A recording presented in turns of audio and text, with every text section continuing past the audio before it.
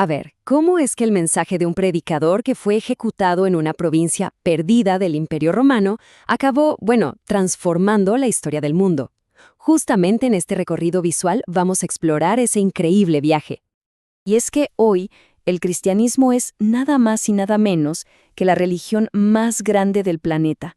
Hablamos de más de 2.400 millones de seguidores, una cifra impresionante. Pero claro, no siempre fue así, ni de lejos. Todo comenzó con un grupo súper pequeño, bastante frágil, de apenas unas 120 personas. Entonces, la pregunta es obvia, ¿no? ¿Cómo pasó esto? ¿Cómo una fe que apenas sobrevivió a Roma terminó moldeando imperios, leyes y hasta nuestros valores morales durante 20 siglos? Bueno, esa es la gran paradoja que vamos a desentrañar juntos. Y para entenderlo, para de verdad meternos en esta historia, tenemos que viajar en el tiempo. Hay que ver cómo era el mundo en el que nació esta fe. Imagínense esto, siglo I.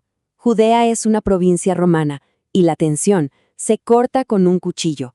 Hay opresión política por todos lados y al mismo tiempo una esperanza casi desesperada de que llegue un Mesías, un Salvador.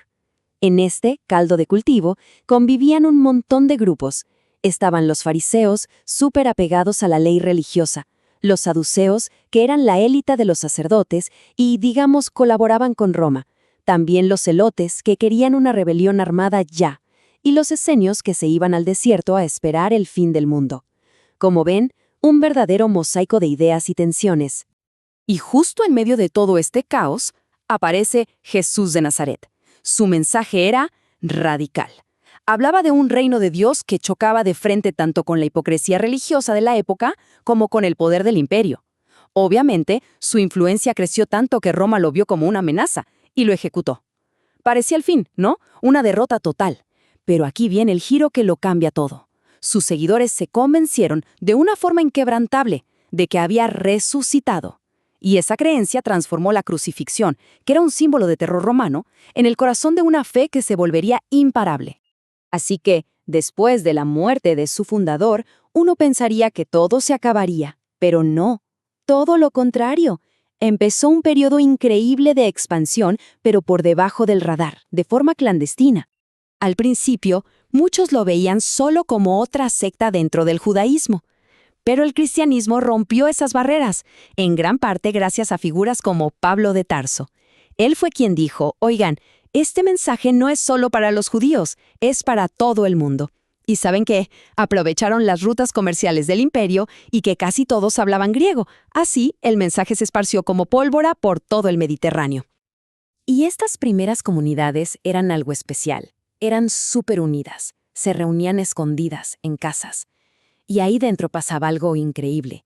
Ofrecían una igualdad espiritual que era revolucionaria. Esclavos y libres, hombres y mujeres, todos eran vistos como iguales. Algo impensable para la época. Claro, esto traía problemas. Se negaban a adorar al emperador y eso Roma lo veía como traición. Así que, para reconocerse sin decir una palabra y evitar el peligro, usaban símbolos secretos, como el famoso pez. Esa negativa a seguir el juego de adorar a los dioses romanos y al emperador les costó muy caro. Los acusaban de ateos, de desleales, de todo. Y como resultado sufrieron varias olas de persecución terribles, sobre todo con emperadores como Nerón y Diocleciano. Pero pasó algo que nadie esperaba. En lugar de acabar con la fe, ver la calma con la que los mártires enfrentaban la muerte, eso fortaleció muchísimo la identidad cristiana y hasta inspiró a otros a convertirse. Y justo cuando parecía que no podían más, llegó un giro en la trama, uno de esos que lo cambia absolutamente todo. Miren, en el siglo IV, y en lo que históricamente es un parpadeo, el cristianismo pasó de ser el enemigo público número 1 a ser la religión oficial del imperio.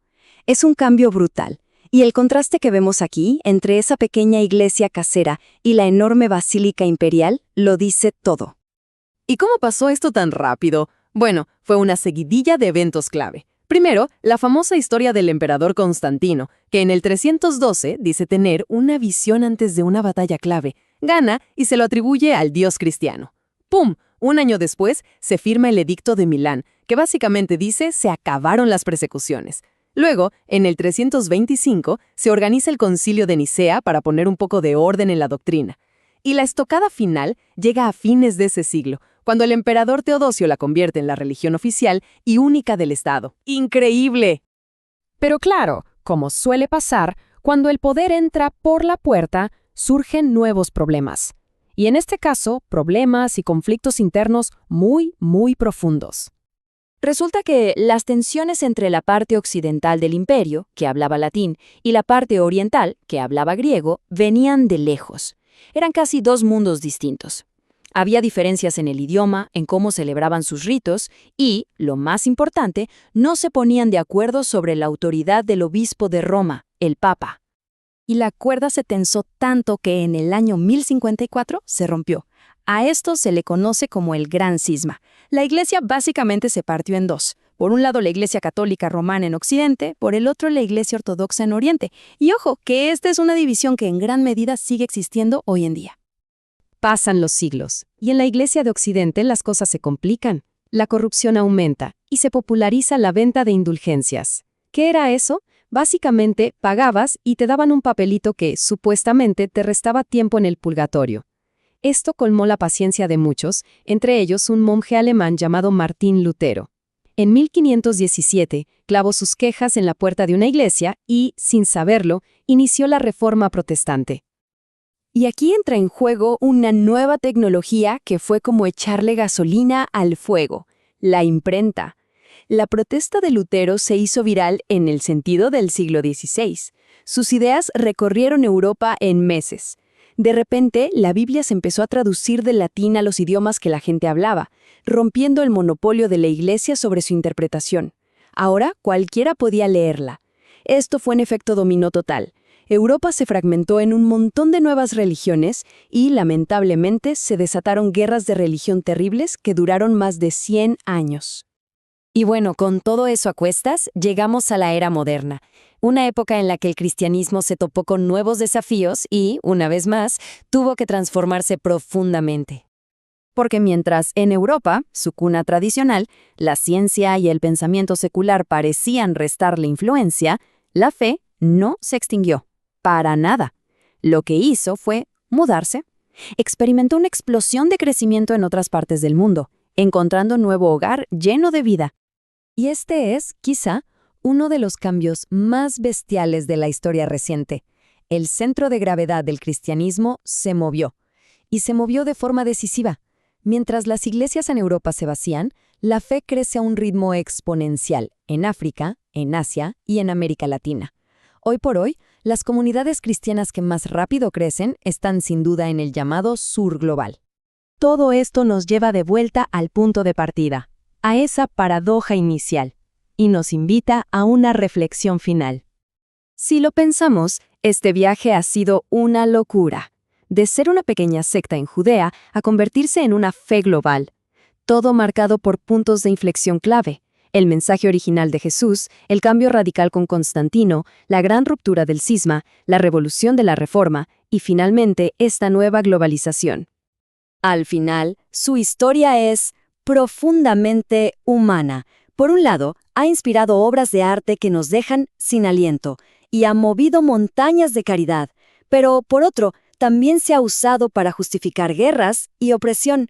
Es un legado lleno de luces y sombras que nos demuestra algo increíble, que más allá de la teología, esta es la historia del asombroso poder que tiene una idea para cambiar literalmente el mundo que nos rodea.